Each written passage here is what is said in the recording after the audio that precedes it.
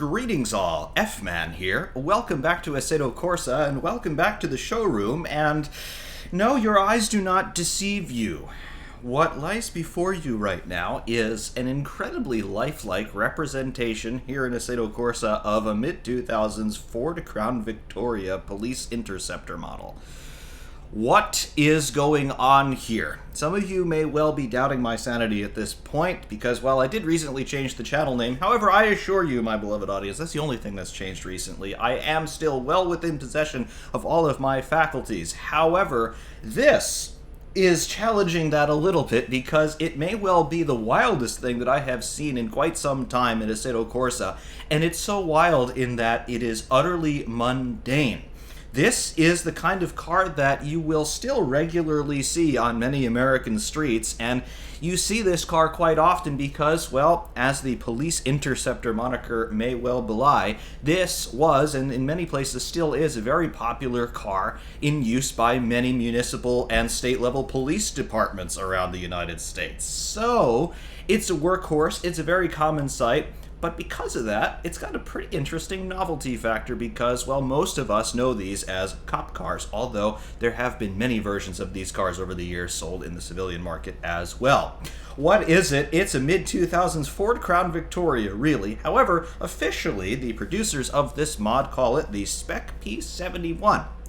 Why Spec P71? Well, I'm not entirely sure about that. I'm sure that there are a whole bunch of people about to crucify me for, well, you don't know that the Crown Vic has the body code of P71 and it was designed by... I don't care, sorry. However, the creators of this mod run a racing series, a real-world racing series, in which cars such as these, as well as some of the other branding and trim levels of these cars, are eligible, and they run around racetracks around the United States. And they do it because they call this car, I'm paraphrasing here, basically a 2-ton Miata. The Mazda Miata, of course, very popular among amateur and club racers because, well, it's a very light, very quick little car, simple to work on, lots of spare parts, millions of them around the world. Well, the Ford Crown Victoria, at least in the United States, is a very similar sort of platform. Easy to acquire, easy to work on. Spare parts are everywhere, including strewn about junkyards throughout the United States. So, yes, it might be perhaps not your first instinct in terms of, hey, this is a go-to cheap race car, but when you think about it, it actually does make a good bit of sense, given the menagerie of parts available.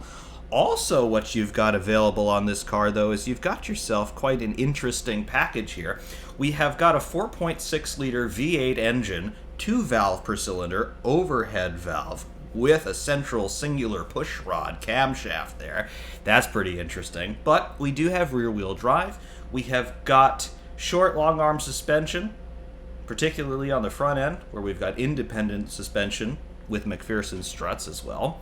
So you've got yourself front-engine rear-wheel drive. That's a pretty classic standard American layout.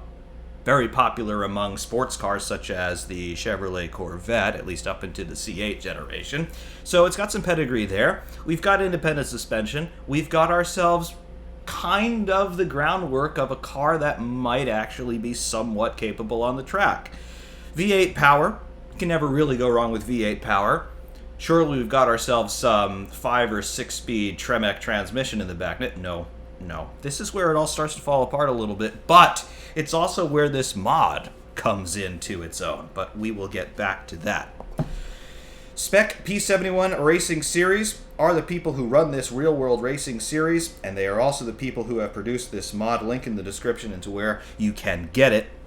Also, some big names have been behind the production of this mod for Assetto Corsa. It's not officially listed under their catalog, but at least some know-how and some personnel from the VRC modding team, that's Virtual Racing Cars, were involved in the production of this car. However, the Spec P71 Racing Series also very much in the production of this mod, including doing some 3D scans of some real-world Crown Victorias, as well as doing things such as dynamometer testing of the car itself, as well as doing very detailed tests of struts and shock absorbers to figure out exactly what the spring rates are going to be, how it varies over the range of travel in a shock absorber. So there's a lot of really good real-world data involved in this mod, in addition to some great modeling and texturing work here.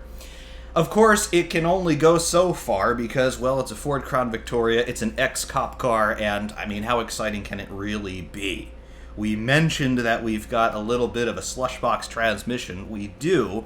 However, the interesting part of it is it actually works as you would expect here in the sim, which I believe is a first for Assetto Corsa. It is a proper automatic transmission. It is a 4-speed automatic transmission with a torque converter. We've got overdrive as our 4th gear. However, the torque converter actually works here in this sim. In order to make that work, you're going to need Content Manager and the Custom Shaders patch. You're going to want a version of the CSP that is at least 0.2.0 or higher in order to make all of this work, because it seems to be the bread and butter of Assetto Corsa modding is now starting to rely more and more heavily on the Custom Shaders patch and the custom physics engine that it can offer. However, that's what you're going to want to make this car do what it's supposed to do. And it does do some very interesting things in addition to having its, I suppose, its signature feature of a proper automatic transmission with a torque converter. Very cool to see that. Does a couple other things which are really interesting in terms of tire and brake temperatures. We do have pretty much standard road car tech all over this thing, so we don't have carbon ceramic brakes with cross-drilled rotors and things like that. So things can overheat. The engine can overheat, obviously, as well. The transmission, the torque converter might not be so happy with you after a few really hot laps. Also, watch your fuel level, which is pretty interesting as well. Because you have that custom physics integration via the custom shaders patch, when your fuel level drops a little bit below 3/4 full, through right-hand turns, because of where the fuel pump pickup point, where the scavenge pump is and the fuel tank on this thing, you will start to suck air, which means the engine will start to cut as the fuel is sloshing around inside the tank. So it's just bizarre, but it's really cool to see all of that. Getting in a little bit closer here, though, on this particular Crown Victoria, it's interesting, I will say. Getting in closer, how's that modeling look? You know what? It looks pretty good. I do have to say that I am fairly familiar with these cars in reality. I never had one myself, but my uncle used to have one of these cars. He bought it from a police auction. I think he paid something like $800, $900 for it. It was really rough, but it was a runner. It had something like 250,000 miles on it when he acquired it, and he drove it for a few years. It lasted, and he's not particularly mechanically savvy either, so minimal maintenance, and it survived for another 3-4 years with 250 grand on the clock. So I'll take it, which is pretty cool. Coming around the back here, the bumper, all of this is just really garish, nasty plastic in reality, but texturing looks good. There are far too few scratches and dings on it, though. I would say that, because obviously in police service, these cars are just mere tools of the trade. They're beat up and they're just there to serve a purpose and nothing more. So it looks absolutely immaculate. I challenge anybody to find one of these cars out of police service that looks this good, but beyond that, yeah, it's actually pretty interesting, I must say. Obviously, this hood is not standard. This has been modified with the hood pins as well as the little louvers across the top just to help extract some of the hot air out of the engine bay because, well, 4.6-liter engine, push rod valves, I mean, yeah, perhaps a little bit pedestrian, but when you're going to be pushing this thing up to redline the entire time, yeah, it's going to put out some more heat than usual. Additionally to that, though, you can see that we have got the police spec spotlights on either side. Usually, these cars will have just one spotlight, most typically on the driver's side, but there are mounting positions for 2 spotlights, one on each side of the A-pillars there, so yeah, that's a cool thing. The one that my uncle had did not have the spotlight on it, but it did have the mounting bracket and the holes for the spotlight, so that was interesting. Some other features, though, that this model here in showroom does offer, and if you're wondering why there's an F-Man livery on it with my number, this is something that's available to you through Content Manager with the reskinning tool. So this is something that I've done. This does not come in the mod package, but there are several liveries that the car comes with, including a U-Haul one, which is interesting, but it's there. There's also an interesting Trevor Bayne Wood Brothers number 21 NASCAR livery, so a little interesting tidbit there. However, as we go through this car in showroom, if we hit the 0 key on the numpad, what happens? Nothing. If we hit the period key, what happens? Nothing. If we hit the 1 key, though, hey, we got a rear door opening up. If We hit the 2 key, though. What happens? Huh, we got another rear door opening up. That's cool. What do we see in the back of this police car? Oh, yeah, there's the cage. Yes. Those of you who are not familiar with these cars, particularly those of you who live in Europe, yeah, our police cars have a cage in the back, and it most often looks like this. In a previous life, when F-Man thought he might be a police officer someday, he was a police explorer, we call it, basically in the cadet corps for the municipal police department. And the way that they transported us on official functions was in the back of the police cars, with the cage, with the inability to open the doors from the inside. So yeah, that's interesting. It looks like this. Some of them don't have seatbelts in the back. In fact, most of them don't have seatbelts in the back just to stop suspects from trying to use them as weapons. But yeah, that's cool. If we press the 4 key, what happens? Nothing, I believe. Yeah. We hit the 5 key, what happens? Should be something happening. We got a little bit of an issue, I suppose. However, we go into the car via the enter key. There we are. We are sitting way low in here, but you can get a look at what we have got going on in terms of the interior layout. Oh, this one's got the power seat. That's cool, or at least it would have had the power seat. Another modification made here, we have a racing seat in here now, at least on the driver's side. Passenger side appears to be standard, but that's cool. There are the pedals down there. Interesting stuff. Obviously just a throttle and brake. Ah, there we go. Something happened outside. Let's take a look at what happened outside, shall we? We'll see more of the interior in a bit. What's this? Oof. Yeah, what is this? I completely just shot through the world here. Can I find this again? No, I can't find this again. We're in some trouble. Yeah, I hit the wrong button. Stand by. We need to fix our technical difficulties. So, as I was saying before I accidentally teleported us into the 997th dimension, there we are. We can open the hood, or bonnet for my British friends, and we can take a look at this masterpiece of an engine, if you want to call it that. I mean, I will call it, actually, unironically, a masterpiece of an engine, because these things can run forever and ever and not complain very much. However, having poked around under the hoods of several of these cars, including the one my uncle had, what's it look like? Yeah, there's your coolant reservoir.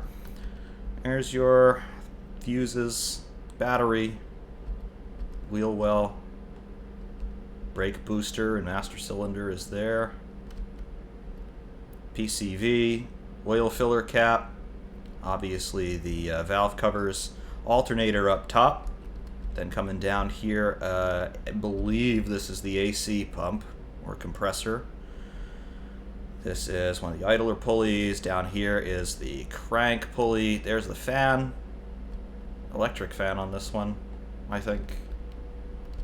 Another idler pulley. Starter is going to be down on the crank, if we can see that. Not sure. Power steering pump is somewhere as well. That's cool. Starter is maybe on the flywheel. Huh. So there are plenty of identifiable parts. There's the brake booster and master cylinder, because there's the fluid reservoir. That's cool. Another fuse box. This is your air intake plenum. The filter is inside that plenum. Radiator and return hose pipe there. Cool. Like all that.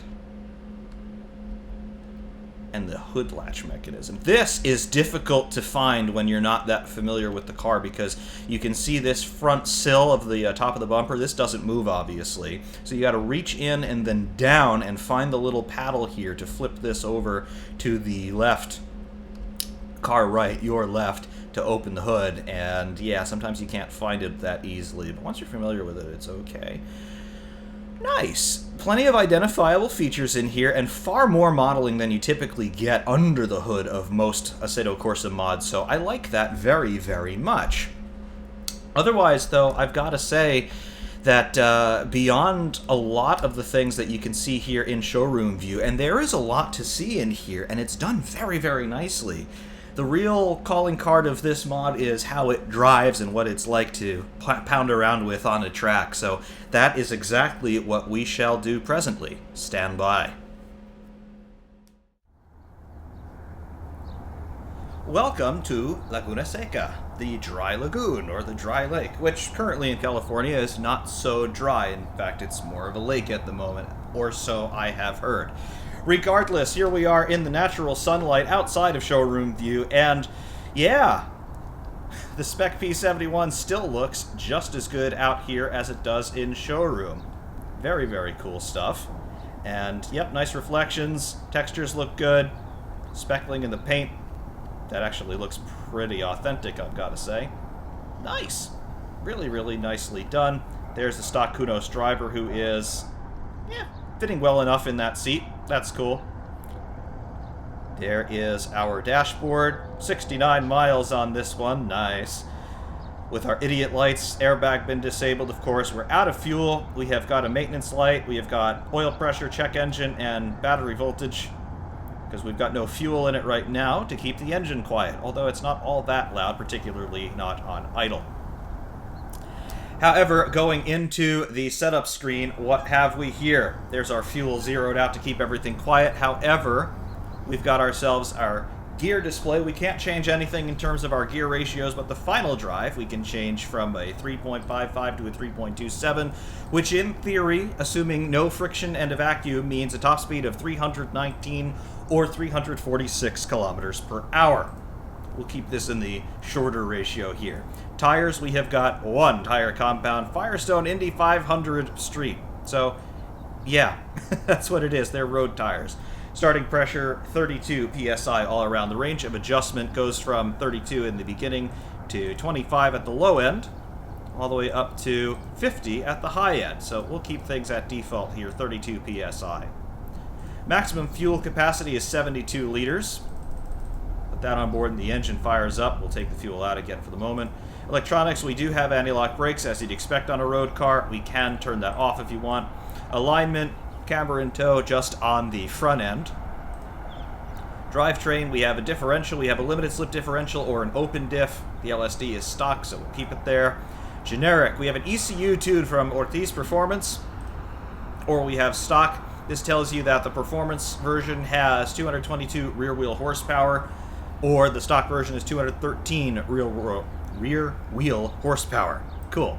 Spotlights, there are the spotlights there on the A-pillars. We can take them off or put them back. Suspension, the front and rear sway bars, anti-roll bars if you will. They're just standard.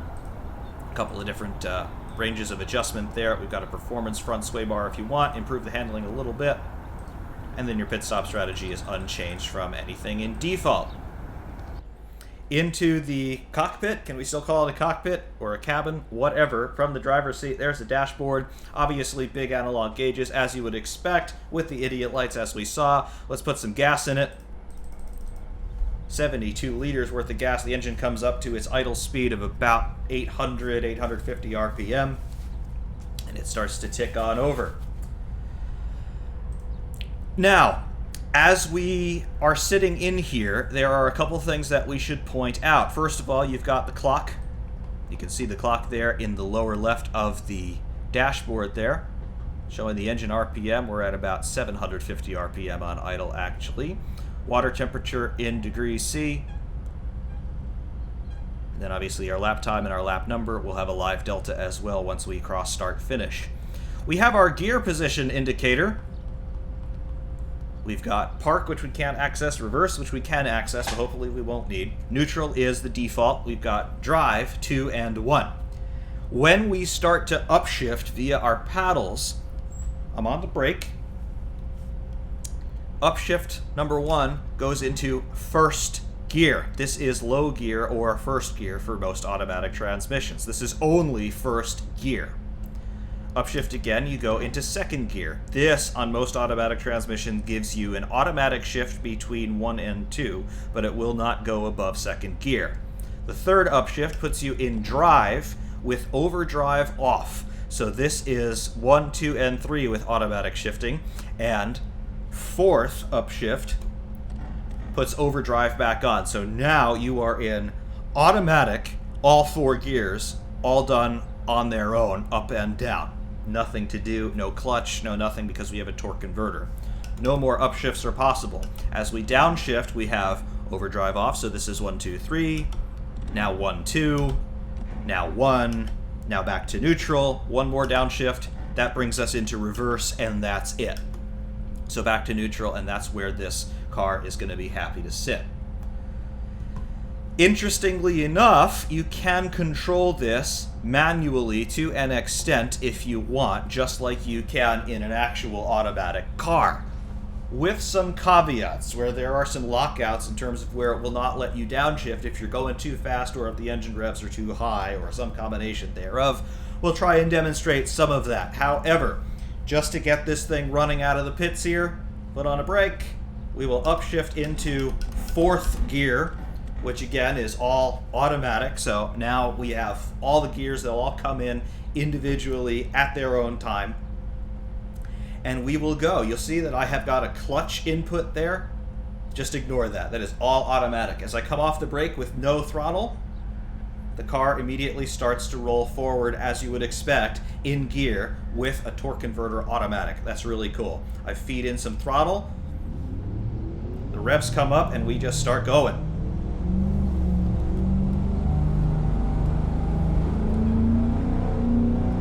So that's full throttle.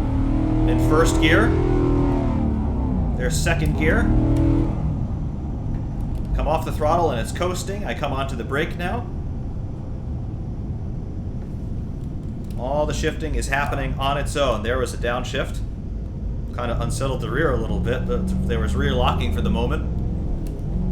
So at full throttle, it will do a little bit of hunting around trying to find the right gear. But then as I come off the throttle, come into the corner, give it a little bit of brake, it will just cut that torque converter in and save gas.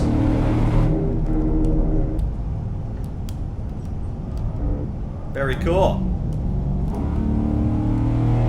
So that's 1st gear right now. It'll upshift. There's 2nd gear. And now we gotta brake for the next corner, turn 5. Very cool. I will take the clock down in a moment, but I just want you to see what the pedal inputs are, because it's different.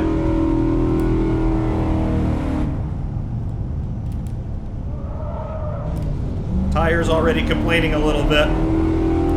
You can see the speedometer is reading out in miles per hour. The digital one is in clicks, because superior measuring system.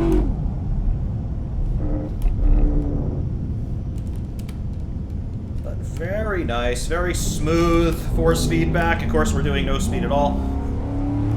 Although we're not too far off of what the car's maximum is already, to be honest. Lots of understeer, particularly in that corner where the road's dropping away all the time. This is a right-hand turn, but we're basically full of fuel, so we won't get an engine cut out there. On the brakes. Through turn 11. Go 1st gear, 2nd gear.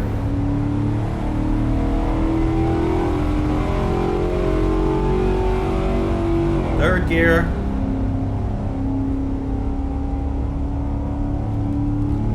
Just touching 100 miles an hour before we got to jump on the brakes. Into the Andretti hairpin. Just feeding the throttle in a little bit, letting it get some revs. There we go, the transmission is hunting around. We were in 3rd gear, it dropped me back into 2nd, so that helped. Back into 2nd gear.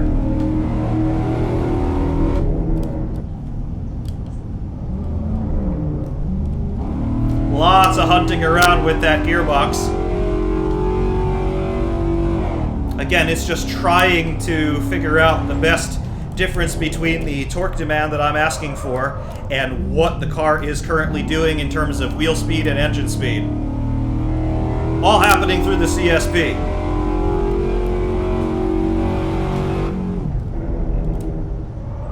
On the brakes, little bit of oversteer.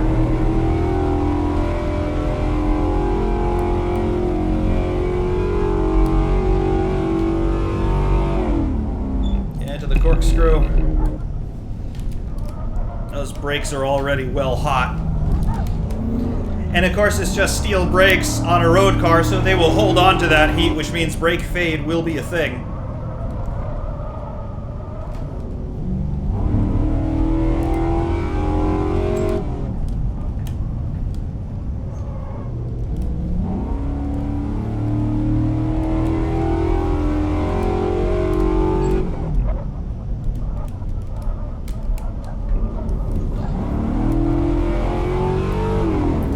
And of course, in the context of proper race cars, the speeds that we're going are just painfully slow by comparison, but remember, we're still going faster than the maximum speed limit on any US road, so yeah, keep that in perspective.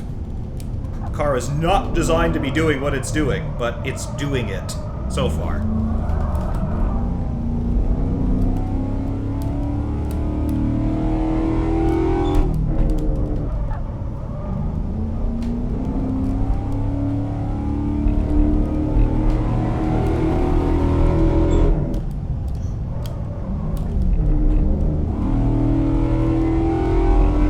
So far, so good. Kind of cool.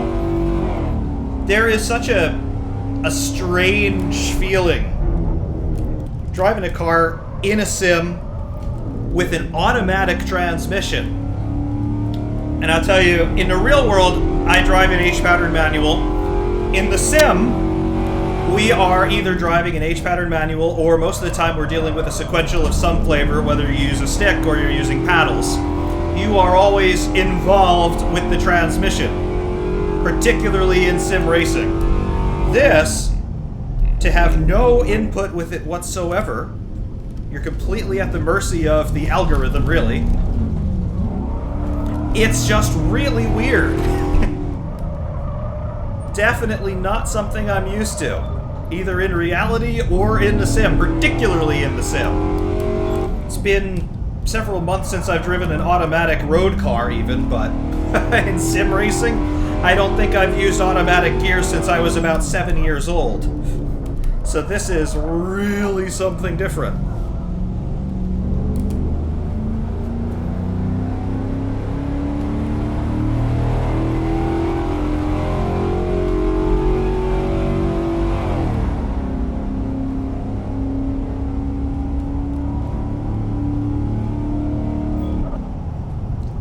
The brakes. They're definitely hot. I can feel that they're hot.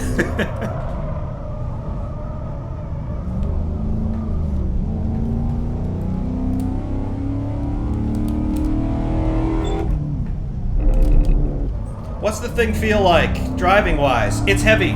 It's very heavy, but as you can see there, sometimes you can get the tail out under acceleration. Even with a torque converter slush box, there is just a hint of oversteer at times. Particularly as the brakes and tires get hotter and the grip factor starts to drop because of that.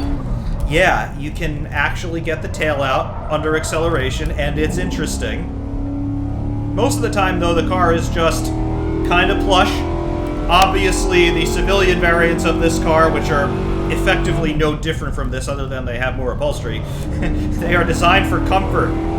There's a reason why cars like these are synonymous with the more elderly segment of the population, because they're big and they're comfortable, which means that they are not built for performance. Never mind cornering, never mind negotiating the corkscrew here at Laguna Seca. They're just meant to cruise down the highway at 55 miles an hour all day long and make you forget that you're driving. Sometimes even making you fall asleep at the wheel. So when you're trying to push it around corners and it looks so ridiculous to be going off track at 60 miles an hour, but yeah, you've hit the limit of grip. That's what that means. It is no different than any other kind of car in that respect, in that there is a limit, and once you find it, it will throw you off the track and you gotta gather it back up.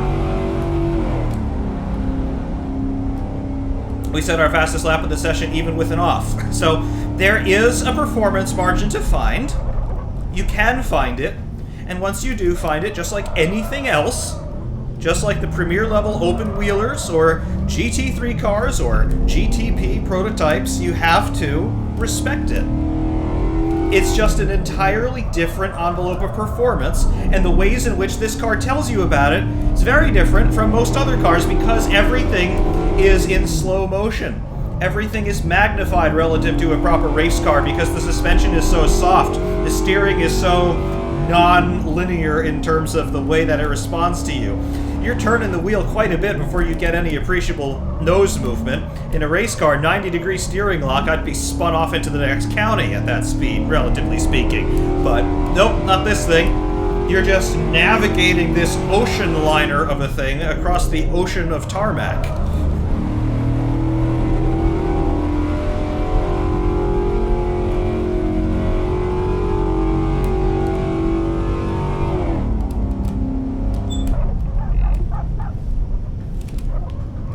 Lots of heat in the brakes there. Okay. Ah! We actually had some proper opposite lock going on there. I like it.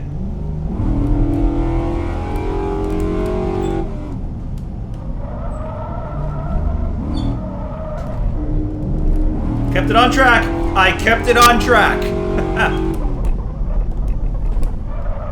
I missed the apex. There we go, some more power oversteer. And this is going to be another fastest lap of the session. That's cool. So I said I was going to demonstrate the manual, air quotes, shifting. Let's do that. So get onto brakes, overdrive off. Now I'm in 2-1 or 1-2, whatever you want to call it. So I've got automatic shifting between first and second gear. So I'm now in second gear, and it will remain in second gear. It will not upshift.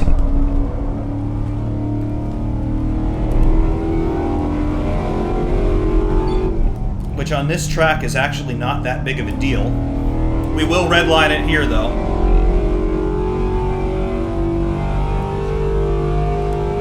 So there's redline, and it is not upshifting anymore.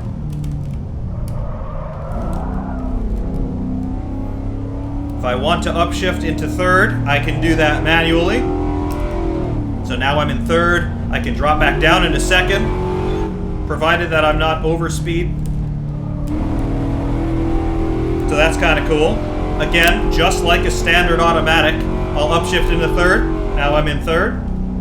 No lift. And on the downshifts, no blip required, but it might unsettle the rear a little bit as the revs come up. There's no clutch, so you can't clutch it, so you just gotta be mindful.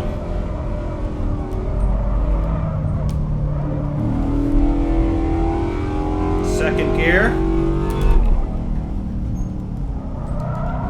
There's a right turn with a lot of opposite lock. Fuel level is not low enough for the engine cut.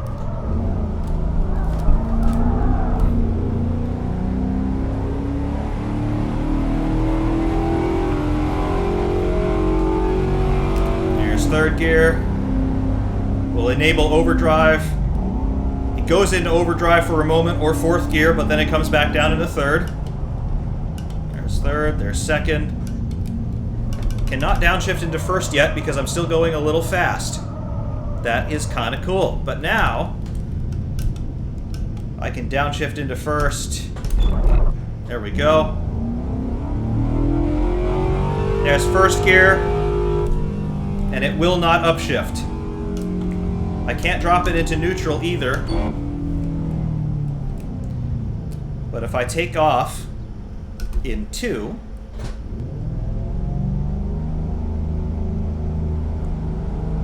it keeps me in second gear the whole way. It does not downshift into first. Very interesting. I don't know if that's something that the Crown Vic actually does. Most automatic cars that I've driven, if you put it in 2, it gives you 1 and 2.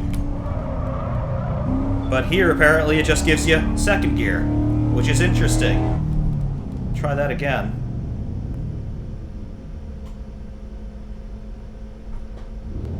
Take off. Yep. It is only second gear. That's really interesting. Go into 3 without overdrive.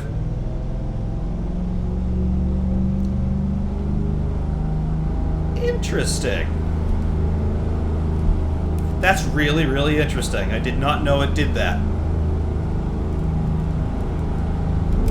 So it's almost like a CVT here. Obviously, it's the fluid coupling effect of the torque converter.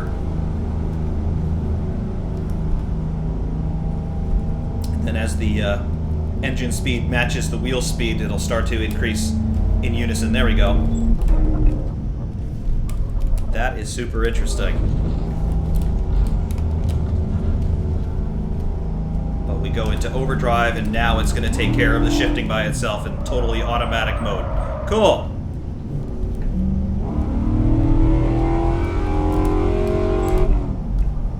Really cool. Really interesting.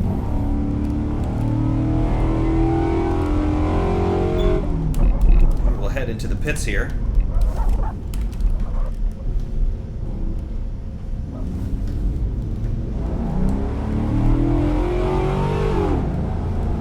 Default Assetto Corsa pit lane speed limit still works. And now I don't need to clutch or anything. I just need to start slowing down. We can bring it to a stop. Just like this. And I can park it, if you will, in neutral. Very cool. Very, very cool indeed. Next up, though, I want to show you the other feature where if we have about less than 3/4 of a tank, so I'm not going to put a lot of gas in this at all. We're going to put in, I don't want the low fuel warning to come up, so we'll put in 16 liters.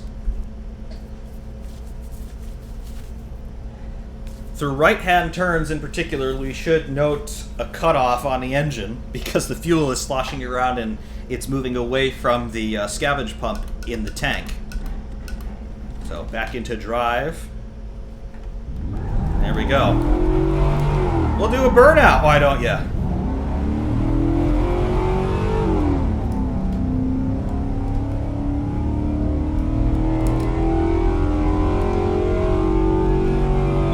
On the brakes. All the heat's out of the brakes now, so they actually feel like they're working again.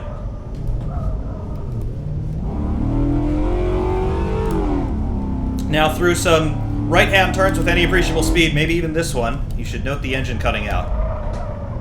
Yep. Yep. There it is. I am not coming off the throttle like that. Watch it through this corner. I'm hard on the throttle. Haven't moved my foot, and you see what it's doing. It's emulating the fuel cutoff. That is really cool. Through left-hand corners, that does not happen.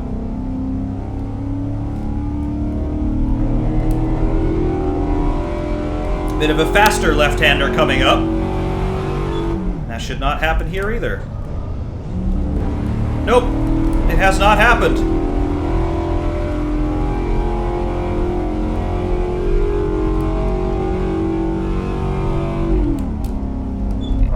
See if it happens at the bottom of the corkscrew going downhill. Yep. Look at that, a complete cutout.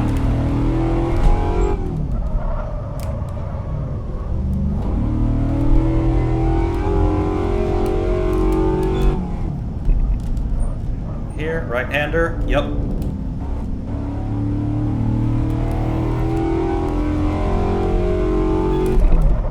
That's so cool. It's so annoying, but it's so cool that it does it. And yes, it is possible on low fuel to lose control.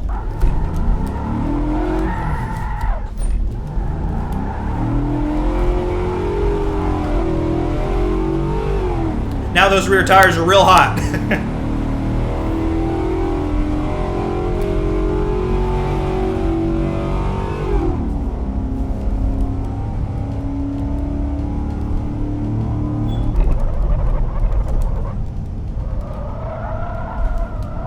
Still,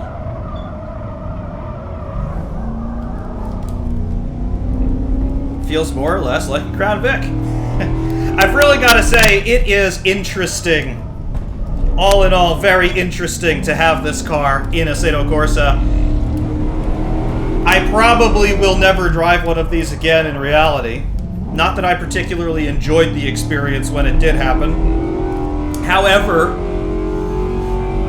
it's just a novelty, and I don't mean to diminish it by saying it's a novelty, even though it is a novelty. It is a really competently done mod. There's no way around it. This is an authentically produced, authentically researched, thoroughly crafted car. Definitely one of the more authentic ones that I've ever seen. And it's just utterly hilarious to me that all of this time and effort and resource went into a Ford Crown Victoria. It just makes me laugh.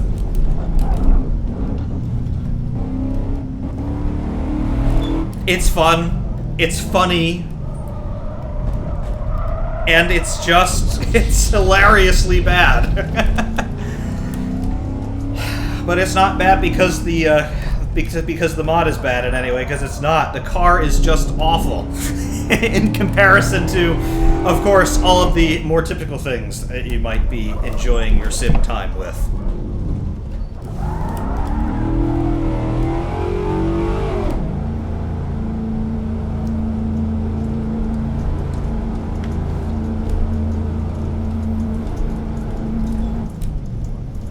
But yeah, what can I say? It is a Ford Crown Victoria. And it's here in Assetto Corsa, the Spec P71 mod. It's ridiculous in every sense of the word. It's a ridiculously well done mod. I mean, the detail on it alone is worth something. The way that it behaves is worth a lot more, because it's an automatic transmission with a torque converter in sim racing. I've never seen such a thing. I don't know if such a thing has ever been released publicly before. But here it is. And it's a car that so many of us, at least here in the United States, can readily identify with, because almost every police department in the country at one time or another operated these. Many still do. I know my local police department still has a handful of these, in addition to the much more ubiquitous Dodge Charger and Ford Explorer. But they've still got some of these. I've driven a couple of these cars, and I've worked on one of these cars. It's fun, it's interesting, and it's always a challenge of perspective when you actually get to play with something in the sim that you're familiar with in reality. So it's cool for that alone. The implementation of the automatic transmission, definitely really cool. That is a first in Assetto Corsa, as far as I'm aware, in terms of having a proper torque converter set up. I know that there have been a couple of cars that have had weird transmissions, including CVTs and things like that, but this has a torque converter, and it works, and it behaves more or less in the way you'd expect a torque converter to behave. And it cuts the fuel out when you're low on gas and you're turning right, because whoever designed the fuel pickup system didn't think about that. So it's just really unique. I haven't shown all the features on this one because, quite frankly, I don't know how much I'm going to be driving this car after this. But to the extent that I have driven it, and to the extent that I have shown it to you, it's really unique. I think it's definitely worth your while to pick it up. It's totally free, by the way, so it will cost you nothing, and it will harm you not at all to have a go in it, but it will entertain you, if even for a short while. But definitely, I think it's something that's worthy of your time to take a look at, simply because it's a cop car, and it's in Assetto Corsa, and it's really fun, and it's really well done, I must say. Stay tuned for hot laps, everybody, here from Laguna Seca, from off-board as well as on-board camera perspectives. You can hear the sounds without me talking all over them and things like that, and hopefully I'll be able to keep it on the track for 2 flying laps. So, therefore, stay tuned for the hot laps, everyone. F-Man saying thank you very much for watching, and of course, we will see you soon.